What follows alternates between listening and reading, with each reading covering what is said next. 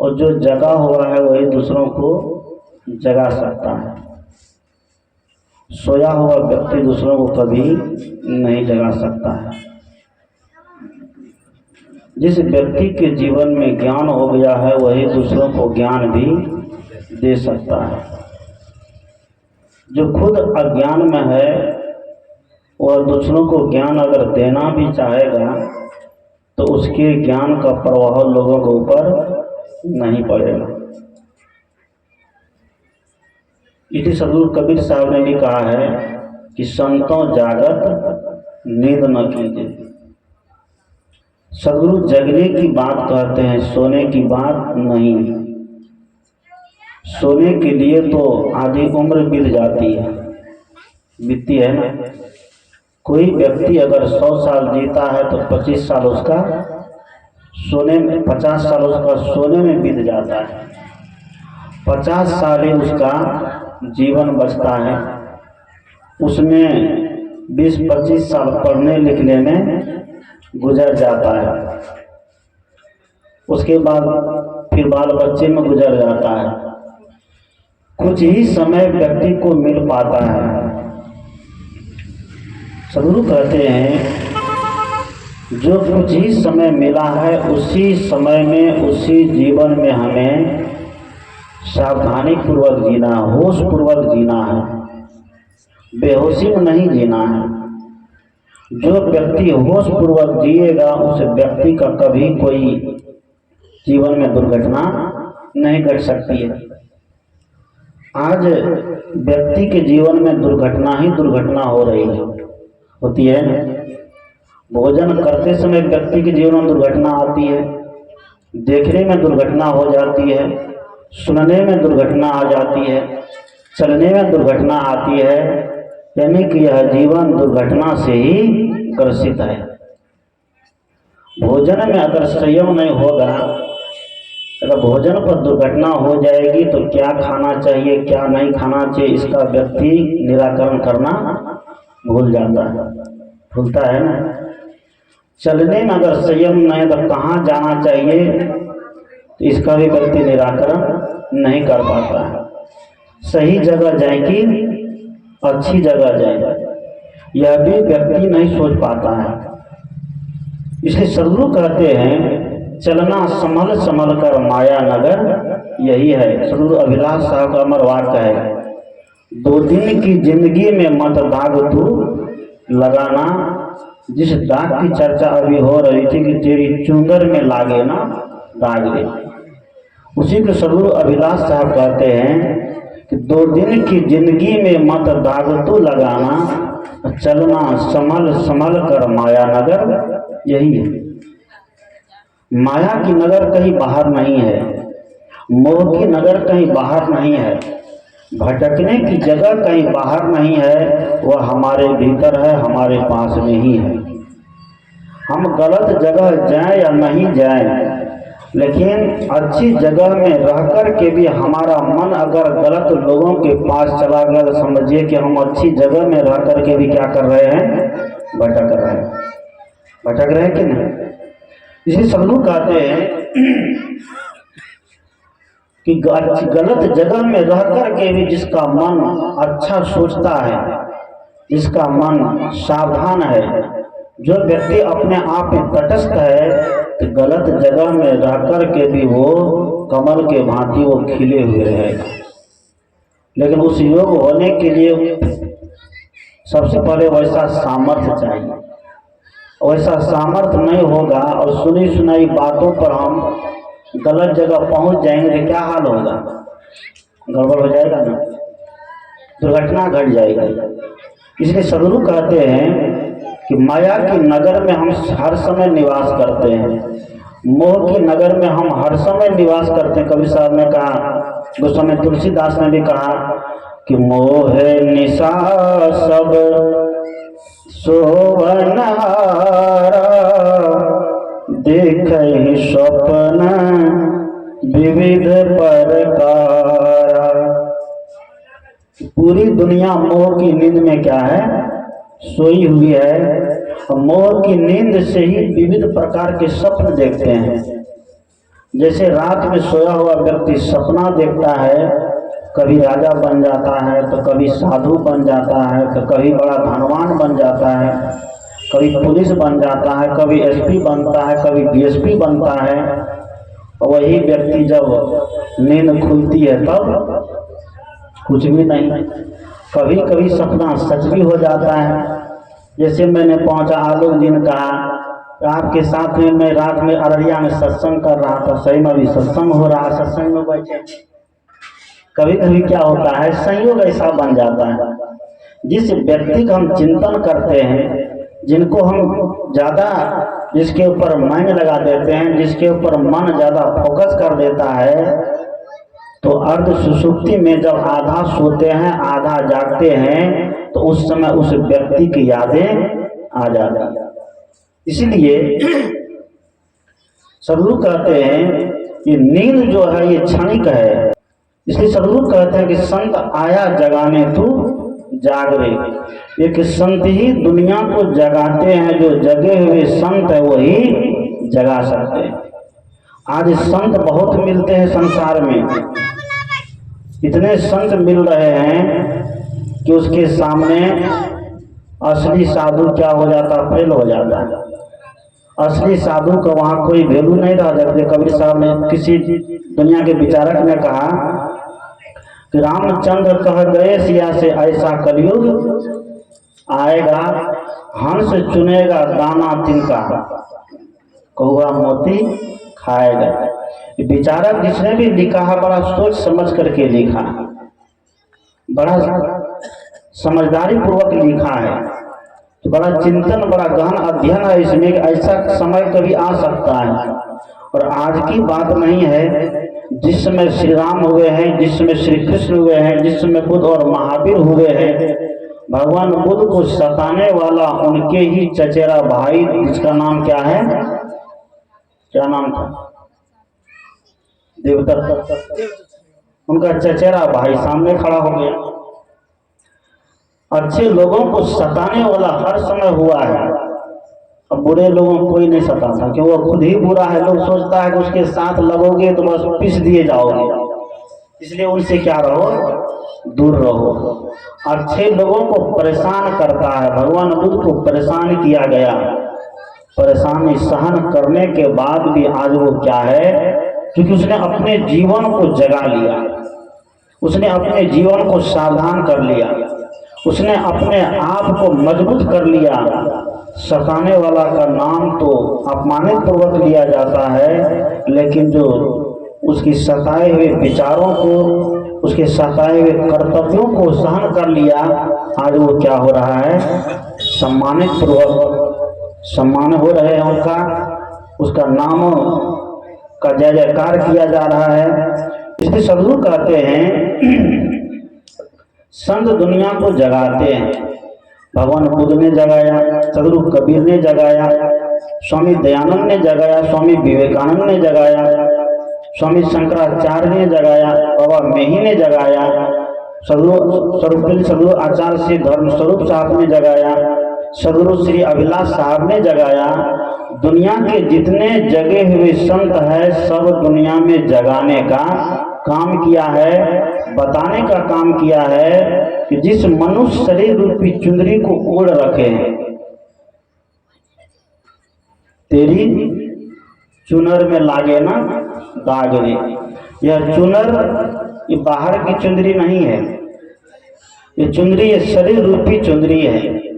इस शरीर रूपी चुंदरी में आकर के, मानव शरीर में आकर के हम लोग बहुत तरह के दाग लगा चुके हैं, लगाए हैं ना, कभी खैनी के, कभी बीड़ी के, कभी तंबाकू के, कभी गुटखा के, कभी पान के, कभी मांस के, कभी मछली के, कभी जर्दा के, कभी दारू के, कभी शराब के। इतने सारे दाग लगे हुए हैं, जिस दाग को छोड़ा पाना बड़ा कठिन है। कबीर साहब ने कहा कि दाग पुराना छूटत नाही, धोवत बारो मासा। ये दाग पुराना हो गया, ये छूटने का नाम नहीं ले रहा कि 12 मास तक आप क्या करिए, धोते रहिए। अगर दाग पुराना हो जाएगा तो क्या छूटेगा, कपड़ा फट जाएगा, लेकिन दाग नहीं छूटेगा। बहुत लोग छुड़ाने का प्रयास भी करते हैं। एक रति के जोर लगावे छोड़ दियो बड़ी मासा। एक रति के जोर लगाना, कभी व्यक्ति सत्संग में बैठ गया, कभी साल में एक बार सत्संग करा लिया, साधु महात्मा को बुला करके, और सोच लिया कि हम सत्संग करा दिए तो हमारा सब पाप क्या हो गया, धुल गया, उड़ गया। क्या उड़ जाएगा? सत्संग करा देने से आपका पाप नहीं उड़ने वाला है। सत्संग करा देने से आपका पाप नहीं धुलने वाला है। अब विकास जी सोचते होंगे सत्संग कराना हमारा बेकार हो गया, ये बाबा तो उल्टी बात करते हैं। सत्संग करा देने से पाप धुलता है, यह बात सच है, लेकिन उससे भी ज्यादा है कि जब आपके जीवन में सत्संग उतर जाएगा। आज व्यक्ति सत्संग में तो बैठता है, लेकिन व्यक्ति के जीवन में सत्संग नहीं बैठता। क्या है? सही बात है। सत्संग में हम कितना देर बैठते हैं? सदगुरु अभिलाष साहब कहते थे, सदगुरु आचार्य धर्मस्वरूप साहब कहते थे कि सत्संग में हम कितना देर बैठते हैं इसका कोई महत्व नहीं है, महत्व इस बात का है कि हमारे जीवन में सत्संग कितना बचता है। हम सत्संग में हजारों घंटे बैठ जाएं, लेकिन हजारों घंटे बैठने के बाद भी अगर मांस मछली नहीं छूटा, अंडा दारू शराब नहीं छूटा, तो क्या बैठेगा? बैठा रह गया ना वो। हम सत्संग में बैठने के बावजूद भी अगर नहीं छूटा तो समझे कि सत्संग क्या हो गया, बेकार हो गया। लेकिन सत्संग में हम नहीं बैठते हैं, लेकिन हमारे जीवन में सत्संग बैठा है तो समझिए कि सत्संग में बैठना हमारा सफल हो गया।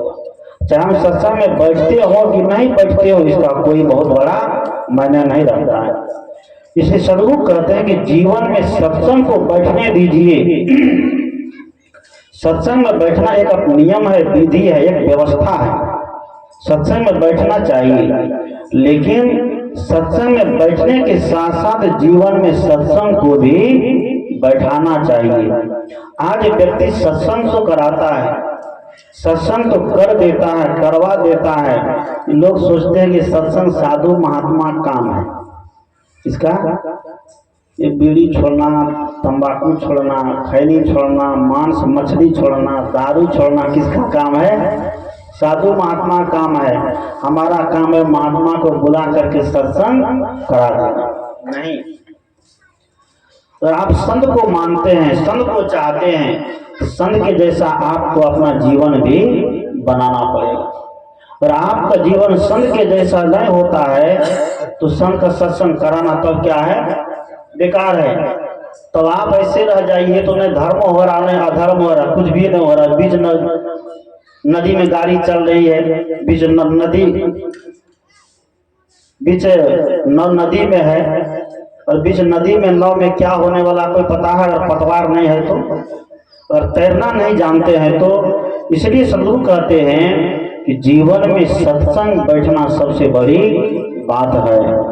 और जिस दिन सत्संग बैठने लग गया तो उस दिन से हमारी जिंदगी की दाग खत्म होने लग जाएगी, छूटने लग जाएगी।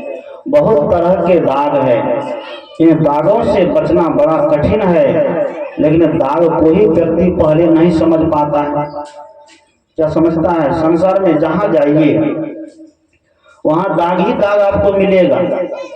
चाहे दुकान में बैठिए, चाहे चौक पर बैठिए, चौराहे पर बैठिए, कहीं भी आप बैठ करके देखिए तो सत्संग और सही बात की चर्चा नहीं होगी। अभी चौराहे पर कोई व्यक्ति बैठेगा, या तो नीतीश कुमार की चर्चा होगा या बीजेपी की चर्चा होगी, यही सब ना, कि पलटू राम पलटी मार दिया, यही सब चर्चा ज्यादा होगी। वहां आपके जीवन सुधार की बात नहीं होगी।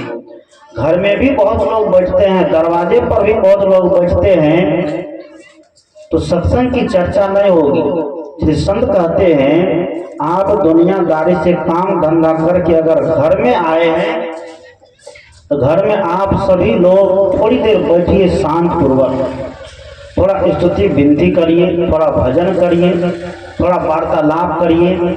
आज घर में वार्तालाप खत्म हो गया है, हो रहा है ना। ये मोबाइल आकर के सबका वार्तालाप को क्या कर दिया है? खत्म कर दिया है। न माँ बेटा से बात करता है, न बेटा माँ से, न पति पत्नी से, न पत्नी पति से, न भाई भाई से। झूठे राम के राज में राम का मूर्ति स्थापित कर रहा है। कर रहा है ना। एक आदमी ने कहा कि 12 जनवरी को 22 जनवरी को खूब धूमधाम से क्या किए, राम जी की प्रतिमा स्थापित किए, खूब धूमधाम कीर्तन भजन चला, अष्टयाम चला। और थोड़ी देर के बाद जब बातचीत होने लगी, उसने कहा देखिए कि मेरा भाई है, अगर मैं जमीन बेचूंगा तो वह जमीन पड़ोसी को दूंगा लेकिन अपने भाई को नहीं दूंगा। राम की मूर्ति स्थापित किया है, राम के नाम पर खूब अष्टयाम किया है, राम के नाम पर खूब कीर्तन किया है, लेकिन वह व्यक्ति कहता है कि जमीन अगर बेचूंगा तो पड़ोसी को दे सकता हूँ लेकिन भाई को नहीं दे सकता हूँ। राम के राज में रह करके राम की जात लेना हुआ कि नहीं हुआ? क्या यही राम का आदर्श है? क्या यही राम का कर्तव्य है? जिस राम ने इतना सुना कि हमारी माँ जो सौतेली माँ की कही, वो ये चाहती है कि उनके गर्भ से जो बेटा जन्म लिया है भरत, वह राज का उत्तराधिकारी बनेगा, तो तनिक सा भी राम के मन में शिकन नहीं आया चेहरे पर कि ऐसा क्यों होगा। और अभी का कोई राम ऐसा हो जाए तो भाला फरसा बंदूक लेकर के कोर्ट कचहरी तक पहुंच जाएगा, पहुंचेगा कि नहीं? लेकिन उस राम के आदर्श को आज भुला दिया गया है। भले राम की प्रतिमा स्थापित हो जाए, राम की प्रतिमा में प्राण फूंक दिए जाए, राम की प्रतिमा में प्राण प्रतिष्ठा कर दिए जाए, लेकिन जब तक व्यक्ति के हृदय में राम, व्यक्ति का हृदय का राम नहीं जगेगा तो हमारे देश का भला नहीं हो सकता है, हमारे देश का कल्याण नहीं हो सकता है। गोस्वामी तुलसी से किसी ने पूछा कि राम कहाँ है? गोस्वामी तुलसी ने कहा कि कहत सकल घट राममय, क्या कहते हैं कि कहत सकल घट राममय को खोजत के ही कार्य। गोस्वामी जी कहते हैं कि प्रत्येक घट के अंदर राम है, उसी बात को कबीर साहब ने 200 साल पहले ही कह दिया। गोस्वामी जी ने कहा कि कहत सकल घट राममय को खोजत के ही काज, और तुलसी या कुमति सुन उर आवत अति लाज। गोस्वामी जी कहते हैं कि मैं तो ये कहता हूं कि सभी घट में क्या है? राम है, सभी घट में सीता है ना। सिया राम मैं सब जग जानी, करहु प्रणाम जोरे जुग पानी। कि प्रत्येक व्यक्ति के घट में सीता और राम का निवास है। हमारे जितने भाई लोग हैं इसके घट में राम का, और जितनी माताएं इसके घट में सीता का निवास है। लेकिन आज व्यक्ति इस ज्ञान को भुला दिया गया, भुला दिया ना, इस ज्ञान को ही बगल कर दिया कि घट घट वासी राम जो है, उस राम को जब तक हम नहीं जानेंगे, नहीं समझेंगे, तो तब तक हमारा उद्धार नहीं हो सकता। गोस्वामी तुलसीदास ने कहा सुन ही समुझ जन मुदित मना, कहते हैं रामायण में कि सुनिए और सुन करके केवल निकाल मत दीजिए, खाली सुन करके सुनते मत रहिए, क्या करिए? सुन ही समझिए, समझ की दृष्टि लाइए, उस पर समझने का प्रयास करिए। हम लोग सुनते तो बहुत है, बहुत देर तक ज्ञान सुनने से आपका कुछ सुधार नहीं होगा, लेकिन थोड़ा ही सुनते हैं, थोड़ा सुन करके उस पर समझ की दृष्टि लगाते हैं तो थोड़ा सुनना क्या हो जाएगा? बहुत हो जाएगा। उंगली माल बहुत देर तक सत्संग सुना था क्या? कितना देर तक का? कि मैं तो ठहर गया, तुम कब ठहरोगे? देखिए जादू हो गया, क्रांति हो गई उसके जीवन में। हम लोग तो हर समय सत्संग ही सुनते रहते हैं।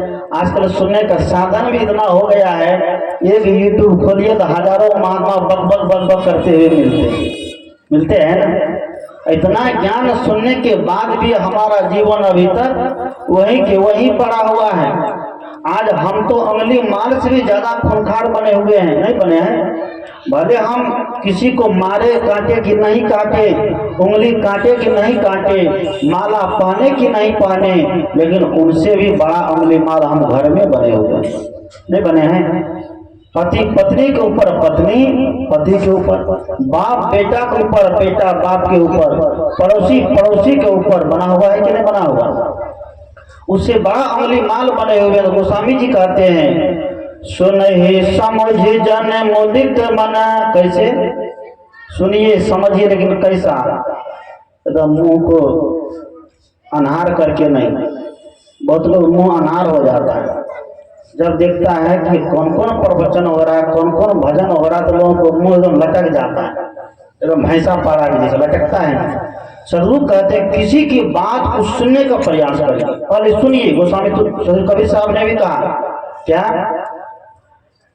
सदगुरु कबीर साहब कहते हैं कि सुनिए सबकी निबेरिए अपनी। सबकी बात को सुनने का सामर्थ्य रखिए, किसी की बात को सुन करके मुंह लटकाने का प्रयास नहीं करिए। अगर सबकी बात को हम सुनने लग जाएंगे और सुन करके उस पर सदगुरु कबीर की परख दृष्टि का प्रयोग करेंगे कि सुनिए सबकी निबेरिए अपनी, और साधु ऐसा चाहिए जैसा शुभ शुभ है, सार सार को गहीरे धोता दे उड़ाए। सदगुरु कहते हैं कि सबकी बात को सुन करके आप शुभ बन जाइए, चलनी मत बनिए। क्या बनिए?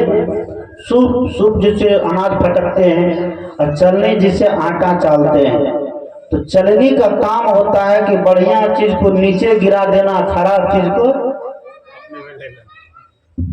आटा चाले रोज। चलनी का की काम चाहिए? हाँ, ये देखियो, वाह, बोलिए सदगुरुदेव। बढ़िया आटा को नीचा गिरा देना, चोकर को रख देना। चोकर कोई काम खाता है, अंतिम में उसको क्या करते हैं?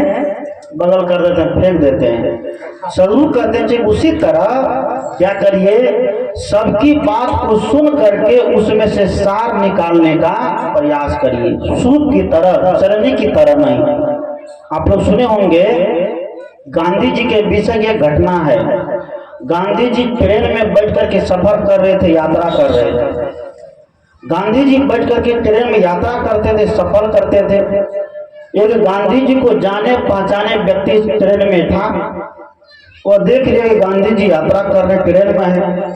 उसने क्या किया, एक कलम लिया, एक कागज लिया और गांधी जी के विषय में लिखना प्रारंभ कर दिया।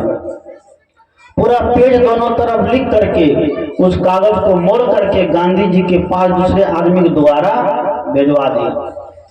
गांधी जी के हाथ में वह कागज गया तो गांधी जी उस कागज को खोले और खोल करके पढ़ने का प्रयास किए, पूरा पढ़ दिए।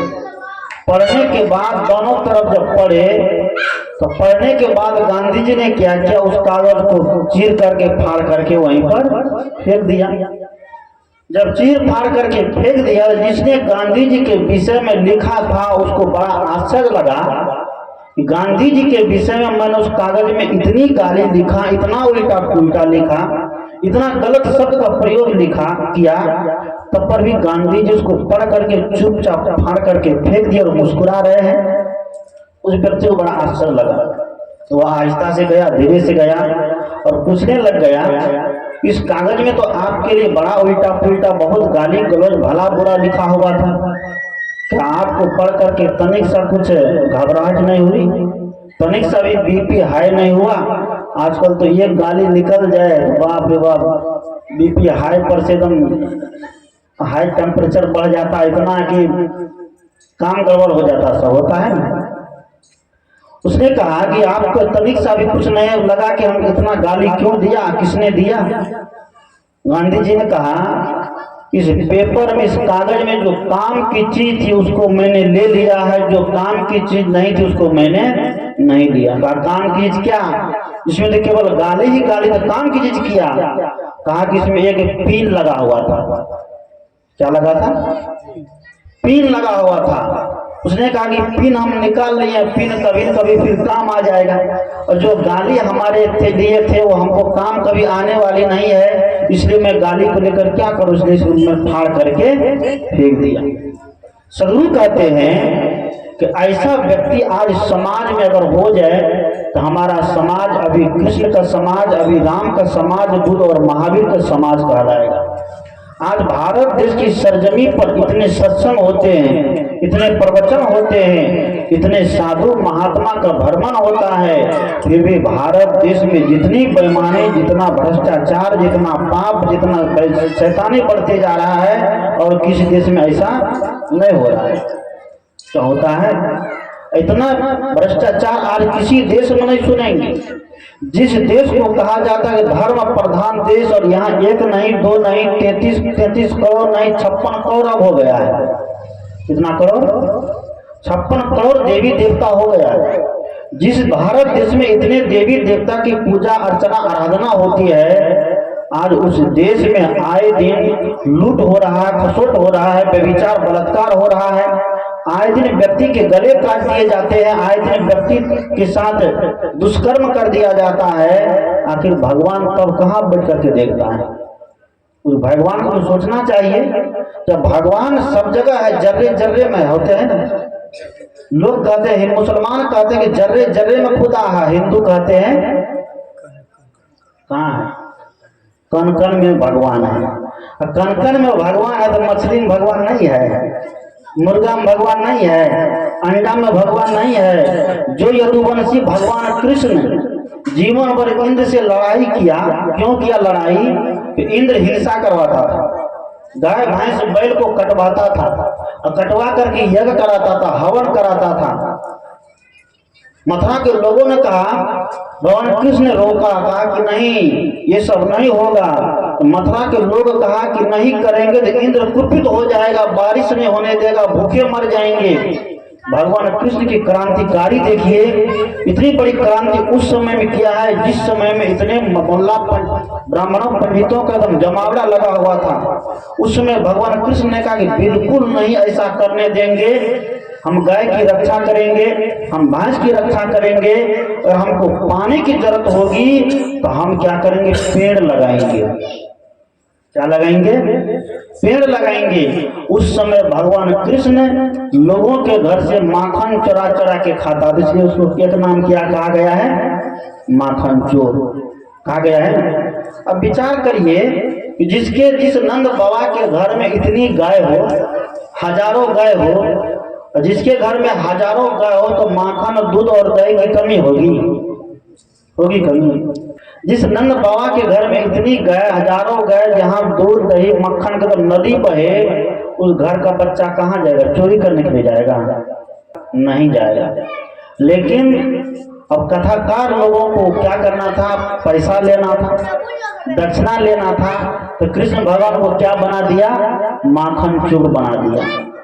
अब एक जो लड़का गुटखा खाता है, बीड़ी पीता है, सिगरेट पीता है, दारू पीता है, उसको बना देगा कृष्ण। कृष्ण बना करके सभा में भेज देगा, मुंह में दही चूड़ा लगा करके, माखन लगा करके, जाओ तुम कोनो माखन चोर हो। तो बस लोग उसको बरसाने लग जाता है पैसा। उनको ये पैसा कमाने का जरिया है। भगवान कृष्ण ने उस समय इतनी बड़ी क्रांति किया कि न मांस खाने दिया किसी को, न मछली खाने दिया। दारू पर नियम लगा दिया था, रोक लगा दिया कि कोई दारू नहीं पिएगा, कोई मांस मछली नहीं खाएगा। उस समय ये क्रांति भगवान कृष्ण कर गए। लेकिन आज की यदुवंशी को देखिए, उसके घर में मछली आने लग गया है, उसके घर में मांस आने लग गया है, उसके घर में अंडा आने लग गया है। माँ बाप कहते हैं हम सत्संगी है, बेटा कहता है हम बाहर खाते हैं, घर में नहीं खाते। कुत्ता हो गए क्या बाहर खाते हो? कुत्ते ने बाहर खाता है? कौन खाता है बाहर? कहते हैं बाबा घर में नहीं खाते, कहाँ खाते हैं? बाहर खाते हैं। ये स्थिति आज हमारी हो गई है।